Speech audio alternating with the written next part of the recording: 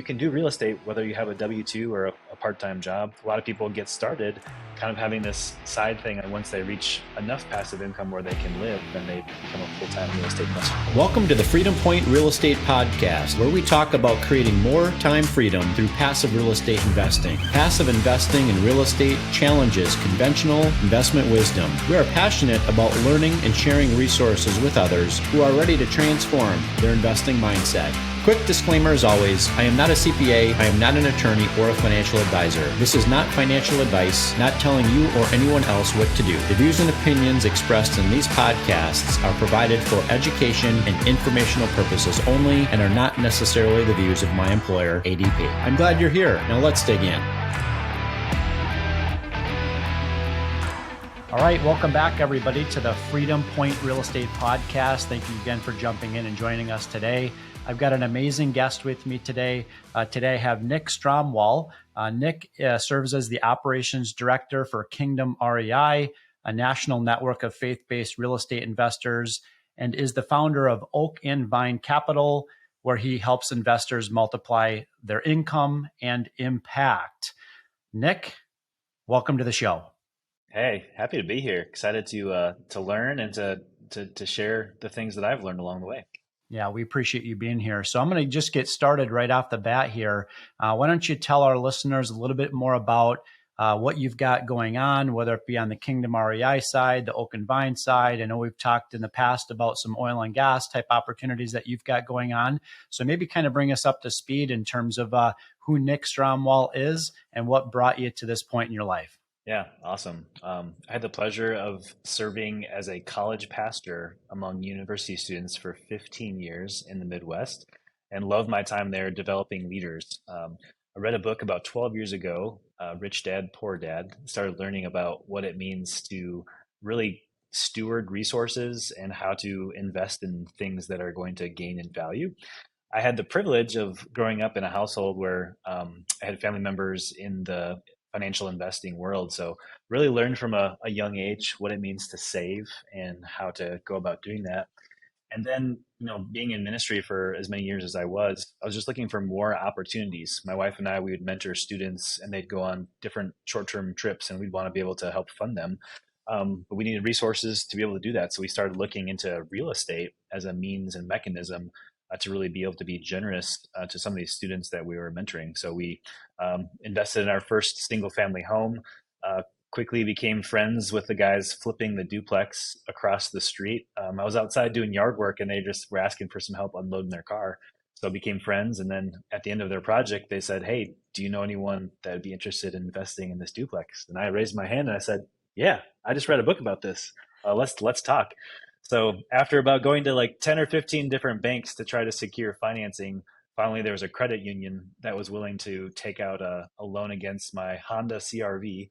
And that's how we got started. I found a business partner and learned the value of partnering with people on a deal and opportunity. And that duplex, which was literally right across the street from our house, was incredible because it taught me so many things about investing in real estate, how to be a landlord, how to find tenants, just the nuts and bolts of how to take care and manage a property, while at the same time it produced really nice cash flow for both myself and my business partner Josh.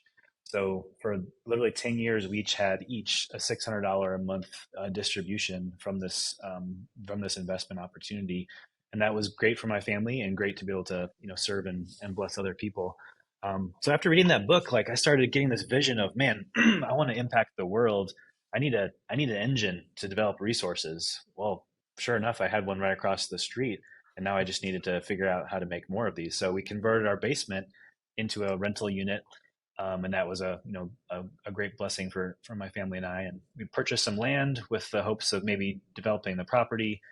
We just recently acquired a short-term rental in the Minneapolis market, and started seeing, wow, managing all these different properties, there's a lot going on. There's a lot that takes.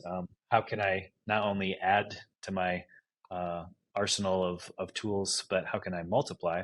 So I started learning about commercial real estate and the power of commercial real estate as a vehicle to produce resources and opportunities to bless other people. So I joined a mastermind program, the Kingdom REI, and learned basically how to get started investing in commercial real estate. Quickly jumped into some opportunities as an LP investor to start.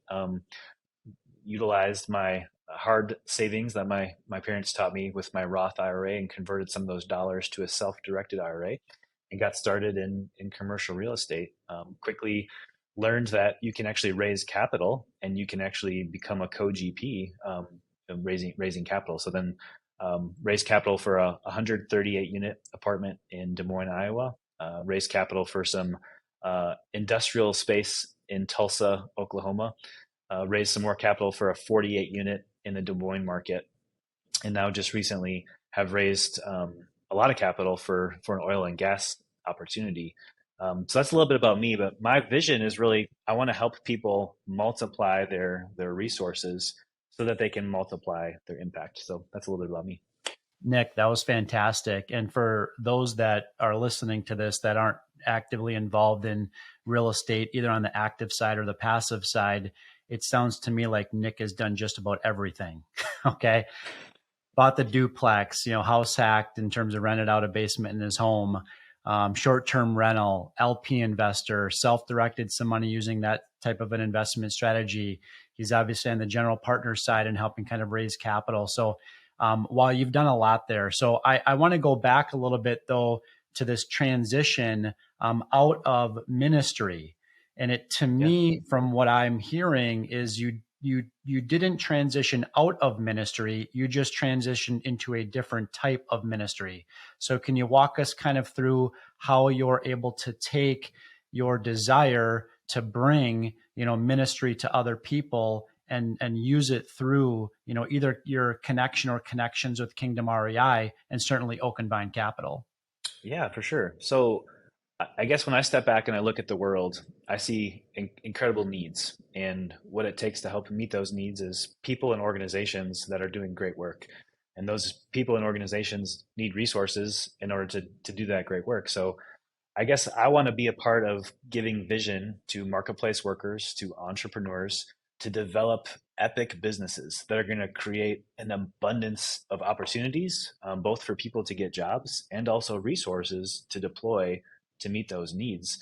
I think a lot of people talk about this phrase of financial freedom being this, amorphous thing where once you reach it, then you'll be happy and satisfied. And for some people, that might be $6,000 or $8,000 or $10,000 or $12,000 a month. But I'm kind of like looking like, why don't we 10x that? Why don't we, develop a business that's producing so many resources that we could live on 10% and give 90% away? I want to be a part of a new movement of people given permission and also vision to go about doing that. So as part of being a member of Kingdom REI for a season, basically learn the nuts and bolts, and we teach the framework of either finding deals or raising capital.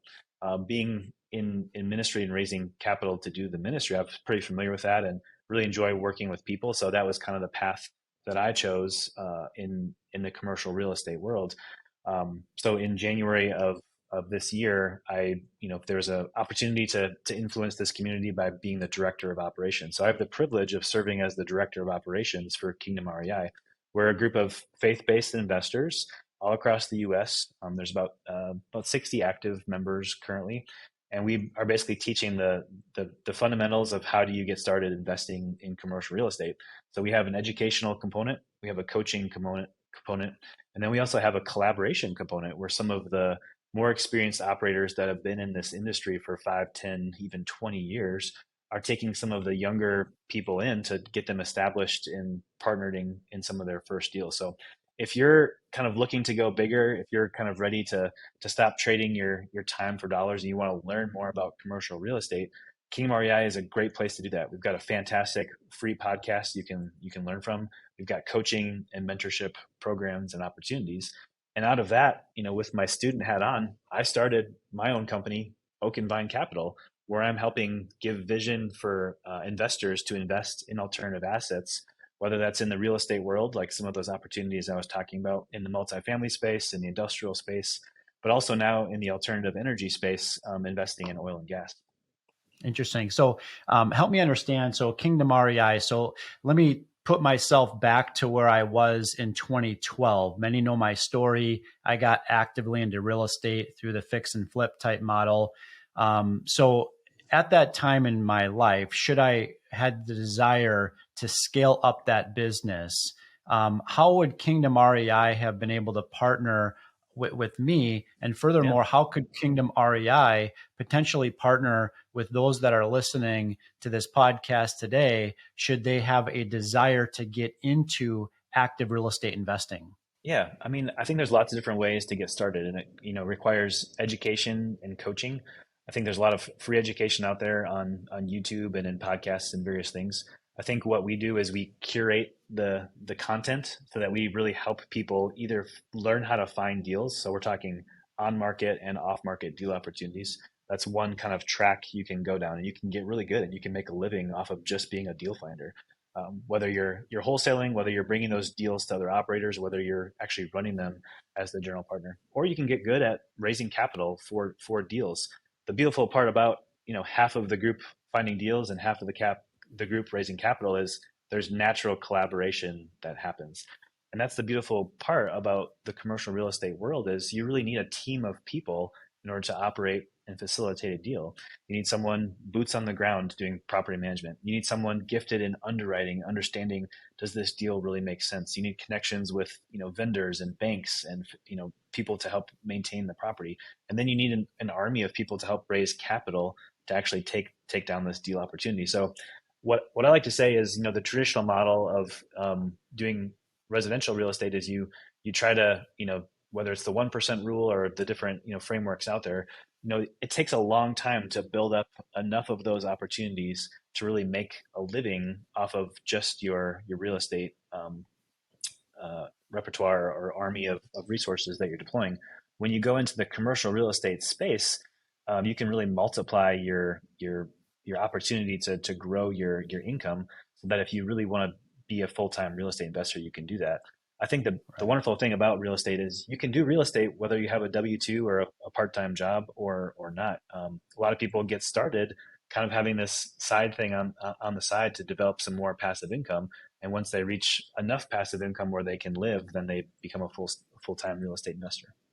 Yeah, absolutely. So one of the biggest values I would say of Kingdom REI, outside of the fact that it's really largely a faith-based organization, it it's operates under kind of a ministry type model, is the fact that the members within the group are able to collaborate with one another.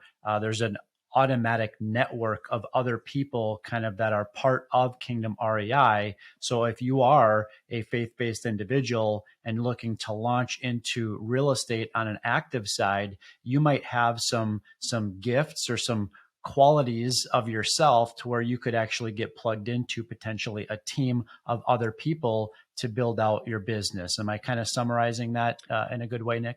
Yeah, that's right. So there was a couple of partners within the group that were looking to partner on these units in the Des Moines area, and they just needed people to help raise capital. So I could come in and bring my network of investors to help purchase this asset and then help run it. So now I get the privilege of helping with investor relations on an ongoing basis with the investors that participated in purchasing some of those assets. So it's a great thing when you have different skill sets and you can bring those to the table and team up and collaborate with other people.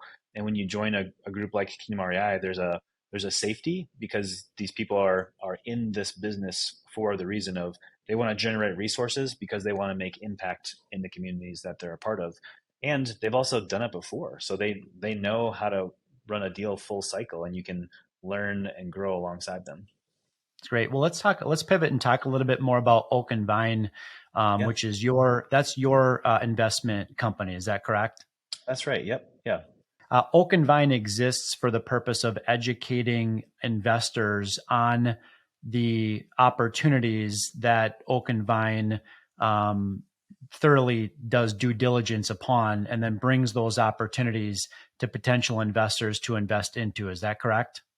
That's right. Yeah, I'm looking for syndicators and operators that I know, that I like, that I trust, that have a proven track record of being able to execute their business plan, and also provide a very nice return for their investors. So I'm finding those opportunities and was able to do that, now four times in the past year, providing my investors opportunities to really multiply their resources so they can multiply their impact. So I'm doing the hard work of the due diligence of finding the opportunities and then presenting those opportunities to my investors. And I think the beautiful thing about investing in these alternative assets in the real estate world and in the energy world is you get cash flow, you get appreciation, and you get tax savings. I call it the triple win. Traditionally in stocks, bonds, and ETFs, you might get cash flow. Obviously, there's some years where the market does really good, and some years where the market's not so good. And what I love about the real estate space and the alternative asset space is this is just more stable. You can actually go visit the asset you're talking about. And I know you have some, strong opinions about even the phrase alternative asset. So to flip the question back on you, do you like that term? We've talked about this a little bit. It's funny you should say that because I was literally just going to drop that on the audience. Okay. Yeah, it's funny that we call investing in real estate, investing in oil and gas, investing in RV parks and marinas and self-storage and retail and flex office. It's funny that we call those investments alternative assets. Alternative to what? Alternative to stocks, bonds, and mutual funds, right? Well, which came first? Did housing come first or did stocks, bonds, and mutual funds come first? So in my view, I think that stocks, bonds, and mutual funds should be referred to as the alternative asset, and the types of investment opportunities that you're bringing to your investors should not be considered alternative investments. But I digress. Well, it makes sense. Yeah. So one question that I've got for you then is, how do you find these vetted operators to work with? Are you finding these teams at meetups or just through your own, social network? Like, where do you find excellent operators to partner with? Yeah, I think I've been, really privileged and blessed to be a part of the Kingdom REI community because there's natural, amazing opportunities. We have a Slack channel that's called Live Deals. And there's people posting on there very frequently about opportunities they need capital for, or capital raisers that have investors that are looking to deploy capital and are just looking for opportunities to do that. In the passive income space, we have people in our community that do multifamily, that do self-storage, that do mobile home parks, that are into short-term rentals, that are into energy funds. But in the passive income world, like there's amazing opportunities, bonds, Amazon fulfillment, electronic commerce, ATM, vending, storage, selling ebooks, drop shipping, laundromats, car sharing, like YouTube. There's so many ways to develop passive income streams. But what I like about the alternative space in real estate and energy is it's tried and true. People always need a place to live. People are always needing to consume more energy. And it's an excellent opportunity to deploy capital to really get that triple win of cash flow, of appreciation, and of the amazing tax savings that come along with investing in this type of asset. Interesting. So you brought up energy, and specifically I'm referring to energy as the oil and gas space, right? So right. Can you tell us a little bit more about that type of an investing strategy? Most of my audience is familiar, either on the active real estate ownership side, or they're familiar, being a passive investor, in a multifamily real estate investment. So tell us a little bit more about, investing in oil and gas. Yeah, for sure. I first heard about this opportunity about half a year ago and started learning more about it. And what I thought investing in oil and gas meant was find a plot of open land in Texas, drill. If you hit oil, you'll become rich. If you don't hit oil, you're going to lose all your money. That's what I thought investing in oil and gas was. But with this latest opportunity, the Oak and Vine Upstream Energy Fund, I'm partnering with Aspen Funds and Mahajer Energy. Aspen Funds is out of Kansas City, and they've just been a local connection. We had a live in-person event at their office earlier this year, and was able to meet some of the management team there, and just really got to understand who these people were as people and the why behind what was driving them, and then got to learn about this opportunity where they're actually investing in already in production oil and gas reserves. So there's the big companies out there, Phillips, Conoco, some of these big oil and gas companies. they're taking their capital out of these already in production things to invest in other types of assets, allowing people to come in and purchase these at a significant discount. I think in the oil and gas space, obviously oil goes up and down in value throughout the year. In 2020, oil was trading at negative $30 a barrel. This is in the heat of COVID, and there wasn't much demand. Now oil is back in a normal range in the 80s, projected to go back up into the 90s and 95. So here's an opportunity for investors to invest in a commodity that everybody needs. In America, there's this kind of green energy kind of thing that's happening where what's being portrayed is America's going green, electric cars, solar energy. That's kind of what everyone's that's what's sexy. That's what kind of sells right now. But yet we all drive to work. We all need the same types of oil and gas for everyday needs. And honestly, even some of these electric vehicles, the amount of oil and gas that it takes to produce them is really extraordinary. So I'm all for America pursuing green energy and moving down that path. And there's an incredible market opportunity where the supply is decreasing and the demand is increasing. And that's a great opportunity for investors to come in and to help take down some of these oil and gas opportunities. Nick, it's funny that you mentioned when oil was trading at a negative price per barrel. I remember that, and my children crafted the idea of putting a pool in our backyard and allowing that to be a temporary reservoir for oil, because there was no place to put it, which is why the price per barrel had gone, in the negative. So thank you for bringing that up to me, and I remember that quite vividly from the COVID days. So my question then, as it relates to oil and gas, why do they need my money? Okay, why do they need my money to do what they need to do, number one? And number two, is it a risky type of investment relative to other alternative asset classes? And number three, what kind of a return would I expect investing in an oil and gas opportunity? I'm so glad you asked that, because these returns are, I mean, they kind of scared me away. Like, it's a little too good to be true. Like, what what's the catch was kind of my question when I started seeing these. But on a 100K investment, you kind of have a downside case. So the downside case is if oil goes down to like $55 a barrel. You put in 100K, 5 to 10 years later, you get your 100K back plus around 180K profit. So it's about 2x multiplier there. And on the base case, this is going to blow you away. On paper, we're projecting a 4 to 7x target equity multiplier. That's what's on paper. But when we base oil at $65 a barrel, so granted today it's at 80, at $65 a barrel, we're projecting a return of put in your 100K, get your 100K back, plus around 918K profit. So that 4 to 7 equity multiple, what hold period is that? On paper, it's an 8 to 10 year hold period. However, past performance with our partners at Aspen and Mahajer, it's been a 4 to 6 year hold period. So the goal or the vision is to get in and out in 5 years. But because of the uncertainty of what's going to happen in the next political cycle, would we have another COVID? We're protecting ourselves by putting the whole period at 8 to 10 years. The goal is to get in and out in 5, though. Okay. Now, why does Aspen Funds, or why does this opportunity need sideline cash or equity cash, from limited partner investors? Why can't they just go to the bank and take out a loan and pay the bank 8.5%?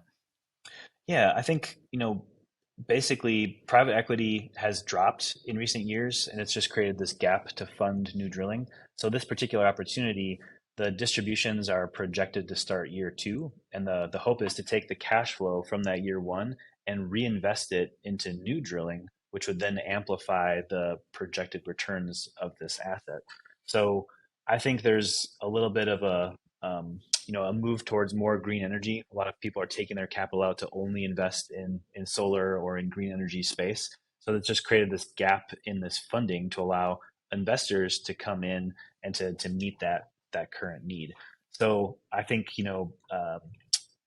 there's been a lot of buzz because Warren Buffett has been investing a lot in the oil and gas space.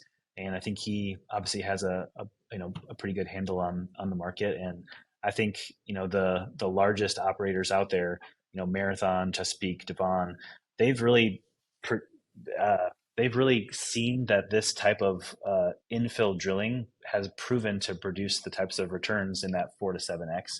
So that's really what uh, that's really the main goal, is to take advantage of the current market pricing, and to take advantage of people pulling funding out to go other places, to come in and to really meet that current need and the growing need that we have in America. There's this macro trend right now that's happening where we had been offshoring a lot of our manufacturing. There's a reshoring that's happening right now where a lot of manufacturing is coming back to the US, which is only increasing the demand and need for more oil and gas. Interesting. So, one of the main benefits of why I personally invest into real estate, and you kind of brought this benefit up earlier as well, is the tax benefits. Yeah, So most of our listening audience is familiar with the tax benefits in investing in real estate through yeah, the cost segregation study, the yeah. bonus depreciation, accelerated depreciation. So, can you explain for the audience what types of tax benefits they should expect if they partnered in an oil and gas opportunity?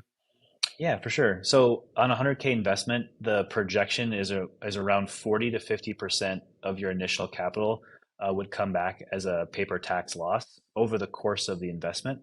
The one nice thing about investing in, say multifamily or traditional real estate, is with the cost segregation, you're getting a lot of that tax depreciation in the year one. In the oil and gas space, it's spaced out as you receive distributions. So investing in oil and gas is more of a cash flow play than it is a tax flow play.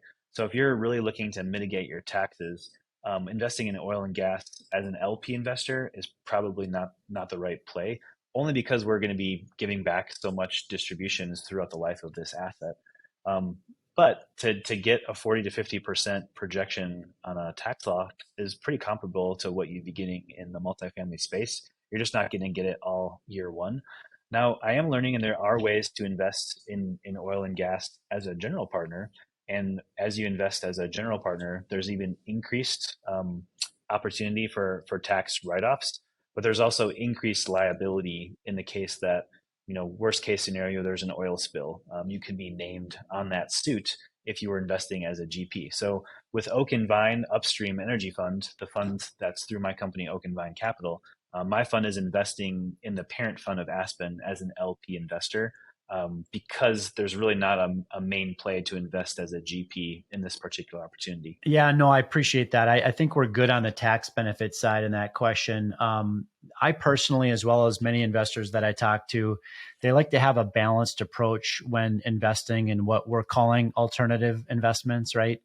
Yeah. They like to have a balance between, consistent, cash flow, and then the equity upside, that comes when the deal goes full cycle. So am I incorrect in saying that there is an equity upside when the opportunity goes full cycle, and that the gains or the distributions, if you will, through an oil and gas investment are primarily on the distribution side? Yeah, the projection is year two, around a 10% cash on cash, year three, 20, and then year four and beyond, like a projection of 40% or more, depending on how well the asset performs. So a gradual, slow stair step. And in most, alternative assets, whether it's in energy or multifamily, you're going to receive most of the equity when the deal goes full cycle, or when they refinance or resell the asset. Interesting. My last question on oil and gas. The oil and gas opportunities that exist out there today, whether it be through Oak and Vine, Aspen Funds, or other, are those 506C offerings where they're only open for accredited investors? That's right. Most of them are for accredited investors. I have seen some for 506B for non-accredited sophisticated investor. This particular opportunity is for accredited investors, and I was given a $1 million first allotment, and we hit that amount last week, and was given another allotment. So if you are still interested, I do have a little bit of space left. for people who are interested to learn more about this particular opportunity. It's a pretty special one. I think in most of my experience investing as an LP investor, or even the deals that I've seen, it takes 100 or 200 deal opportunities before an operator would land on that one that really makes sense. And kind of the best case, the pinnacle situation is invest 50 or invest $100,000 and aim, projection to double that in 5 years or less. That's kind of like the best opportunities out there. That's what I'm seeing. So to have an opportunity like this, where the projection is a 4 to 7x multiplier, even kind of worst case scenario, that's beating kind of the best case scenario over here. So any investment carries risk. Can I tell you what's going to happen with the new political climate that's right around the corner? No. Can I tell you is oil going to stay stabilized in the 80s or 90s, 2, 5, 10 years from now? No. So any investment carries risk. We don't have a crystal ball to project the future. But when I step back and survey the land, I'm only seeing people continue to drive their automobiles. I think the reality of America going all electric, the goal or the aim is in the next 10 or 15 years for that to happen. I think practically, realistically, there's no way that's going to happen. We don't have enough minerals to develop the battery technology that they need. On a given city block, most transformers can only support 7 or 8 electric EV cars. Now, I have family members that drive electric cars. I think they're cool. That we should keep pursuing that technology. But the reality of where we're at today in our country and where we want to go, we're going to continue to need oil and gas for the foreseeable future. So I would call this a very, needed investment opportunity. And I'm personally investing as a college pastor. I'm investing my own capital into this opportunity. Now, I worked hard. I labored hard on those duplexes and converting the basement and the sweat equity. So I'm making my first $100,000 investment in this opportunity because I really believe in it. Yeah, that's great. It shows a true alignment of interest. I would say that I do the same thing when I'm bringing potential opportunities to investors. So I just have a few more questions for you, and then we're going to wrap it up. Okay. Sounds great. All right. So I know you've got 3 boys. 3 boys. I know you're happily married. One on the way. I don't know if you knew that. I did not. So a 4th boy? We'll find out in a couple of weeks. All right. Sounds good. We'll keep you posted on that. So the genesis behind me asking that is because I know that that your family, for a large part drives you. I know your relationship with the true king drives you. Is there anything else that drives Nick to excel? Your why, your fuel, right? Yeah, I think it's honestly, I was at a friend's a gathering at the park a couple weeks ago, and I ran into a friend, Riley. This is a student that I mentored, and he's looking to raise funds to go on staff with a college administrator here in town, and he was kind of short of his goal, and the thought of being able to help get people across the finish line is honestly what drives me. So I've got a list of 20 people and organizations that I can't wait to start writing checks for. So I'd want to be one of those people that literally lives on 10% of their income and gives 90 away. I think there could be a new spirit of entrepreneurs that are more driven by how much they give and serve than how much they keep and take. And I want to help create a new movement of people doing that. Yeah, giving back and blessing others. There's probably no greater joy that an individual can have than when they truly impact others, right? And really, give into them, right? And breathe life into them, really. So thank you for that. One couple of last questions here. What's this triple win thing you've been talking about? And I should preface that with the hashtag triple win thing. Yeah. Well, I think there's a triple win both in life and in investing. So on LinkedIn, if you follow me, LinkedIn, just my name, Nick Stromwall. My subline is I help entrepreneurs thrive and find balance in work, family, and community. I think there's a lot of people out there that are winning in one of those categories. Maybe it's work, or maybe it's community, or maybe it's family, but not a lot of people are winning in all 3 of those categories. And I think it takes balance. It takes help. It's who you surround yourself with. It's the boundaries you set. Most people don't have a start to their day and an end to their day. I love to help create resources and tools and give vision for people to actually start at the end of your life. Go to your funeral. How do you want to be remembered at your funeral? and then work backwards and design your life so that the way that you want to be remembered is dictated by the choices and the decisions, the jobs that you take, the investments that you make along the way. So that's really the triple win in life. When it comes to the real estate world, the triple win is cash flow, appreciation, and tax savings. And that's really the magic when you can find opportunities where you're getting consistent, reliable cash flow, where you're getting the upside when assets appreciate and when you get really good tax savings. There's a lot of people out there that either love or hate Donald Trump, but that guy figured out how to not pay taxes. And I think there's something to that. And there's something when you invest wisely to mitigate and not pay more taxes, that means you have more dollars, more capacity, more energy to give to the things you want to give to. So finding, places where you can invest to get that triple win is also important. Yeah, thank you for sharing that. Nick, final question. Outside of connecting with you on LinkedIn, as you referenced, what are some other ways that our listening audience can connect with you? Yeah, oakandvinecapital.com. Go there. You can find out the latest opportunities. The opportunity that's currently active if you're interested in that 4 to 7x multiplier is the Oak and Vine Upstream Energy Fund, and that's on the main page of my website. Would love to engage with any of your audience who's looking to multiply their money and their impact through investing in energy. Nick, we really appreciate you joining us on the show today. Yeah, thanks so much for the opportunity, Jeremy. Looking forward to continuing to learn from you and the Freedom Point podcast. Yeah, and Freedom Point podcast listeners, thank you again for jumping into another session with us or episode today. And we look forward to talking with you on the next episode. Thank you. Thank you for hanging out with us today and for listening to the Freedom Point podcast, powered by Starting Point Capital. This show is for entertainment purposes only. Nothing said on this show should be considered financial advice. Before making any financial decision, please consult with a professional. This show is copyrighted by the Freedom Point podcast. Written permissions must be granted before syndication or rebroadcasting. If you're interested in connecting, you can find contact information at startingpointcapital.com.